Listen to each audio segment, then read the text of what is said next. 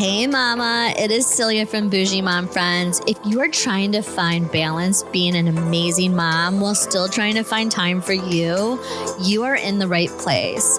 My co-host Cammie and I are here to talk about all of the things from trusting your instinct with your kids to carving out space for self-care and even indulging in a little pop culture escape. It's all about real conversations with moms who get it because we're all about thriving, not just surviving. So take a breath, grab a drink, and join us, your Bougie Mom Friends.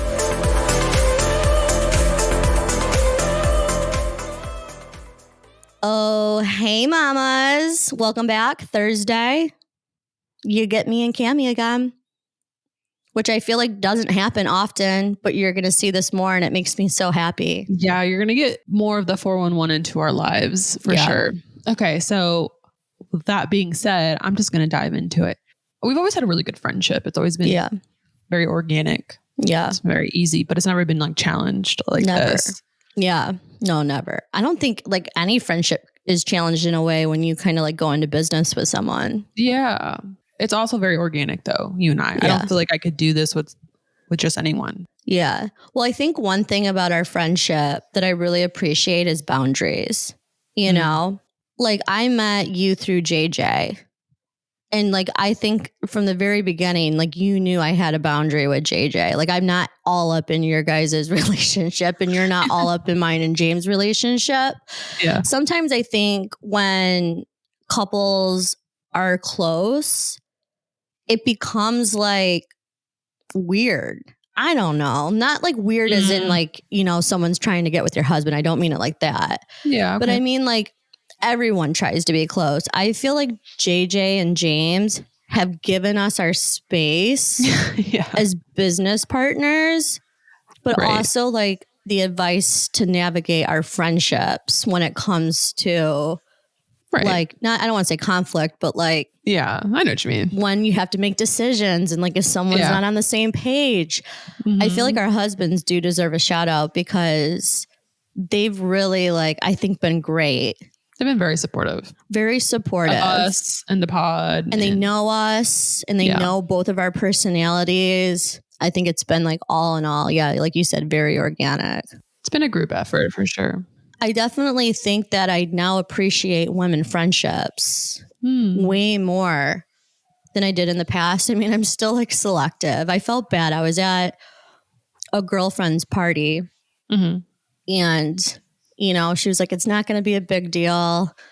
I was like, yeah, you know, everything with you is not like a small deal. Like she does things right, right? And she's having like a Gilmore Girls themed party. And obviously she has like a Stars Hollow cocktail. Like she just, she gets it, right? She understands the assignment. There was like pins to choose your team. And I was obviously Team Joss, which I could get into. But I sent her a message because she was making the pins and she posted it on Instagram. I was like, I told you it wasn't low key. And she goes, you're coming? And I didn't take that bad, but I was like, she asked if I like, you're really coming? And so when I saw her, I was like, did you think I wasn't coming? She goes, yeah, no.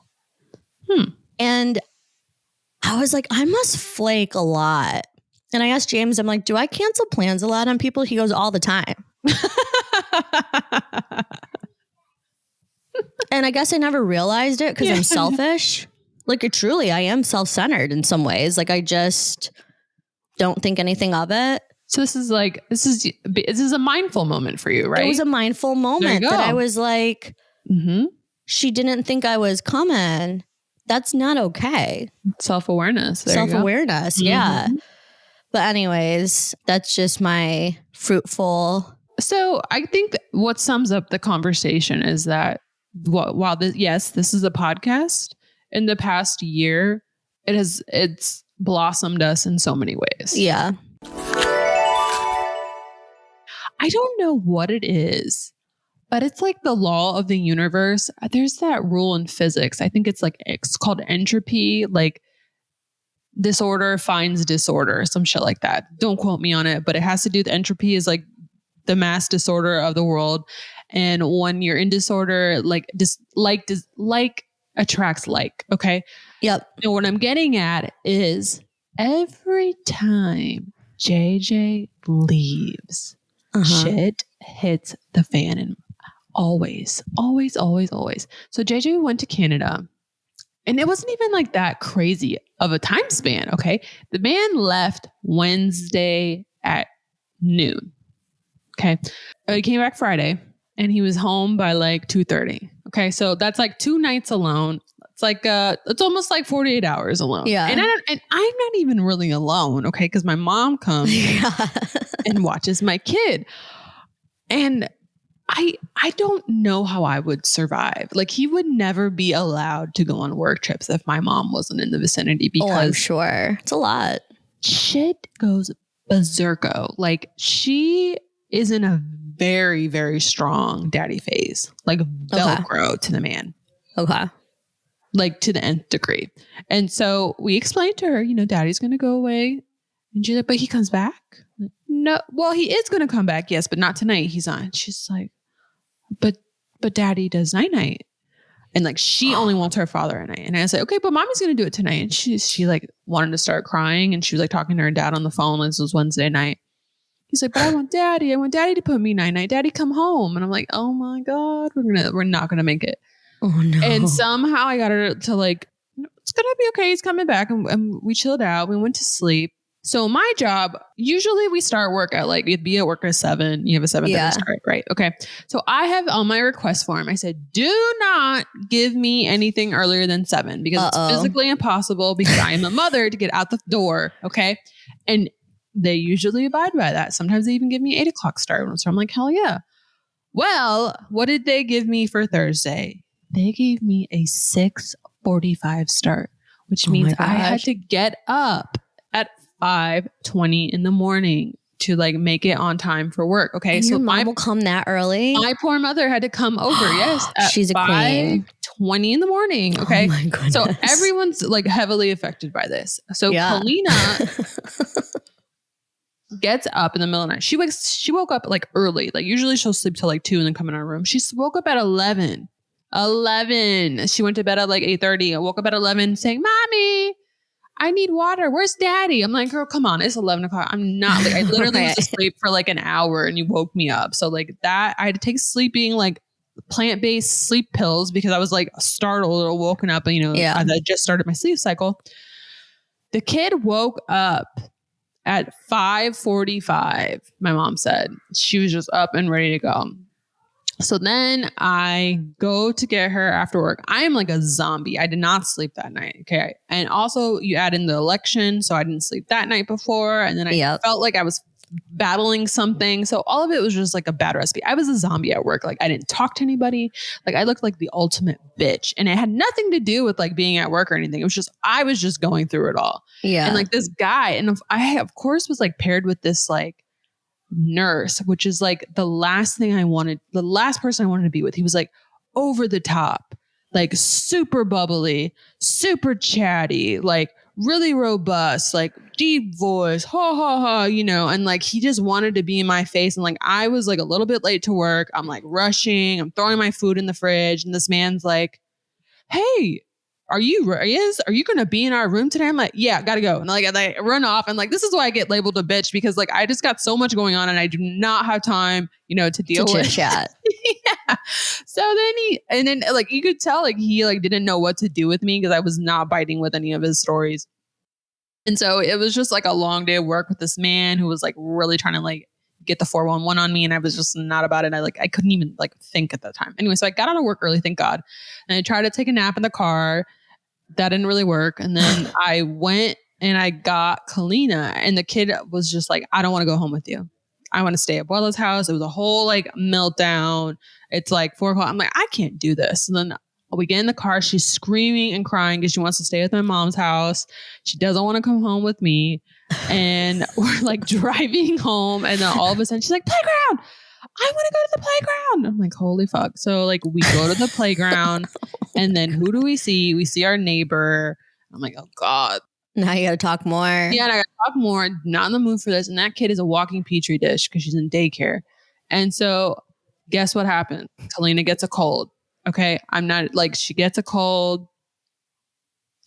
I think that was like Wednesday. I don't even know. I'm losing track of time. Like Wednesday to Thursday. The kid had a cold. Okay. Thursday night, we were full on battling a cold. She can't breathe. Okay. And on top of all of this, dad's not here to do nighttime. She can't breathe. I'm trying to give her medicine. I jacked the medicine in her mouth. And do you know what she did? She looks at me and goes, and like the medicine goes everywhere, all over her comforter. Sticky. Oh my God. It smelled like grape in there. I was like, I literally cannot deal with this. I'm like, no sleep. Your dad's not here. Like, I don't even know how I survived. And then she wakes up in the middle of the night. I'm like, she was tossing and turning for hours, keeping me awake for hours. I tried to give her like the nighttime, like plant-based medicine. Didn't work.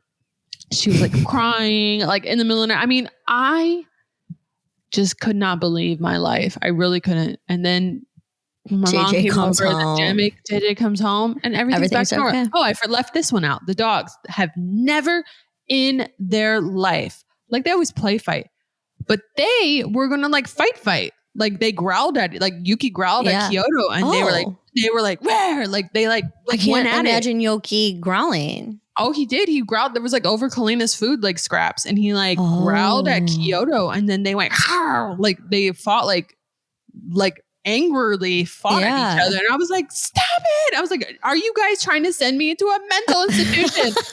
And like, I called JJ and I'm like, you are never allowed to leave the house again. Do you understand? Like, I don't even know. You're going to hate to hear this, but for me, it's like total opposite when James leaves. It is bliss.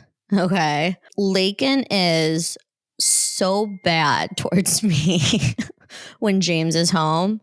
Mm-hmm. He has my sarcasm and my trickery, and he will just look at me and he tests me to no end. But the second James walks out that door, he's my little baby. That's interesting. I know. And it's just the most peaceful, stress-free time.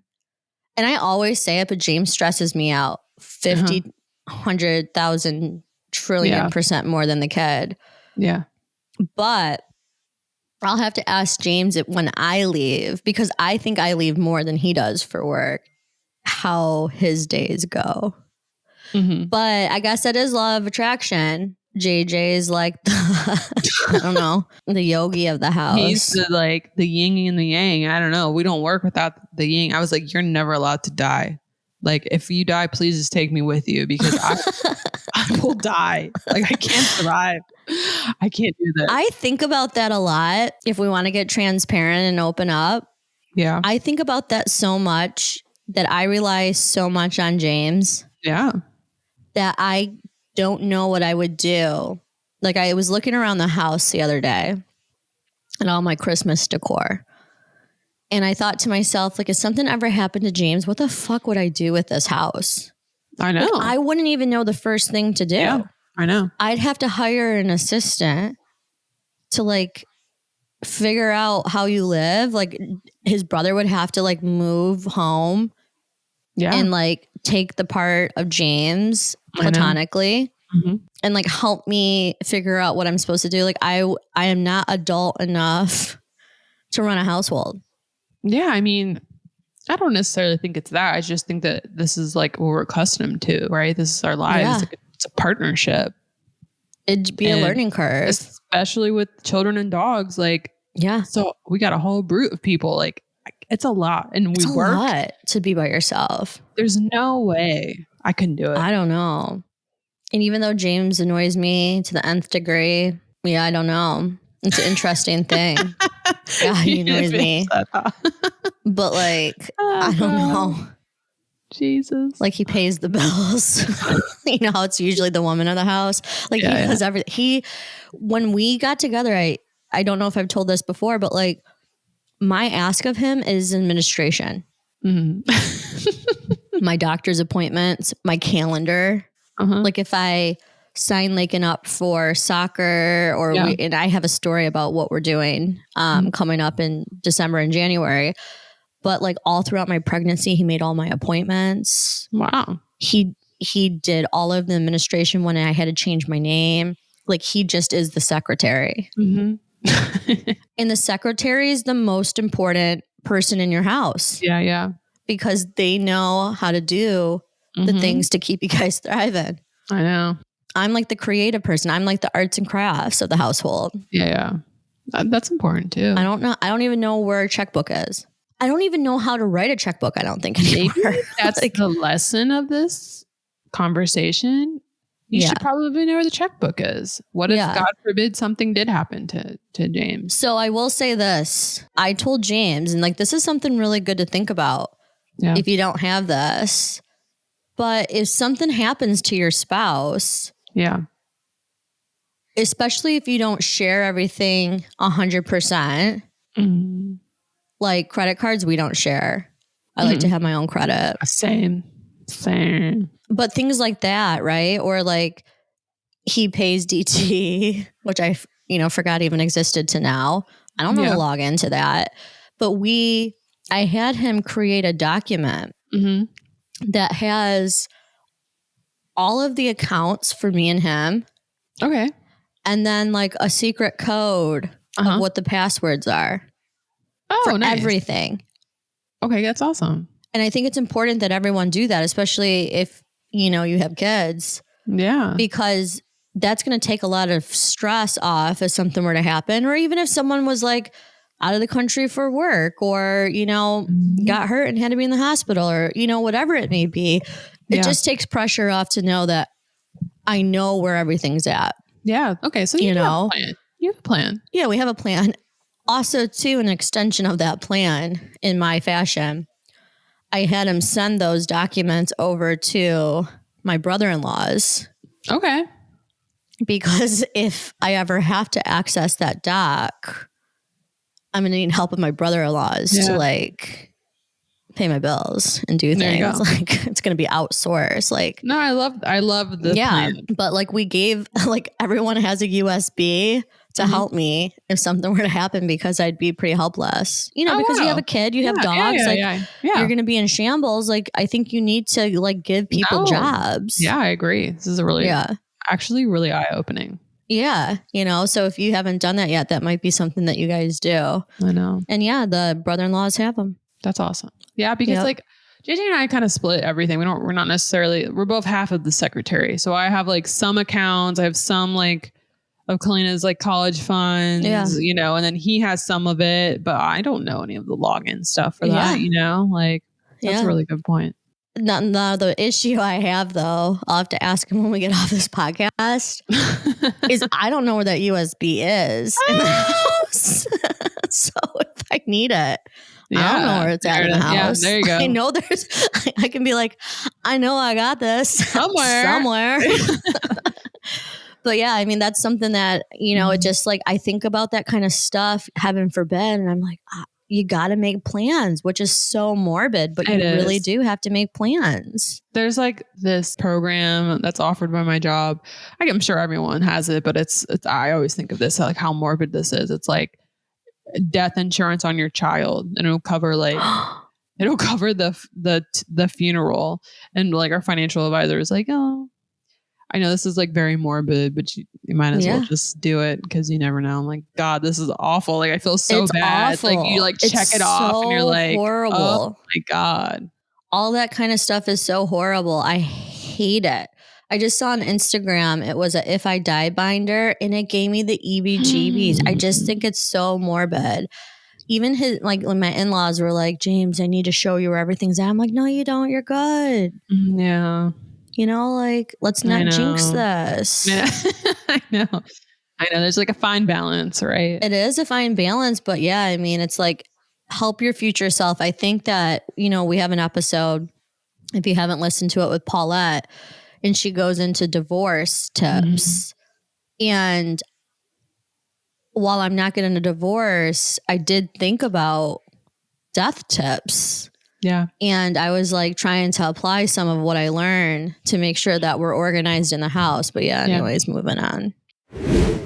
Okay. So one thing that we're doing this winter that I'm so excited to share, and it's primarily in Colorado, and there's, I think, one place in Illinois, one place in Michigan, but it's called Little Shredders.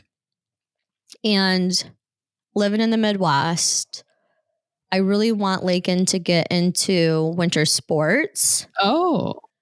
And I want James to get comfortable with winter sports because he's not primarily done those in the past. And it's hard, skiing, snowboarding, etc. So I signed Lakin up to basically do like this little Yetis class, and they're able to learn and get accustomed to wearing like snow boots and like balance, and it's all indoor.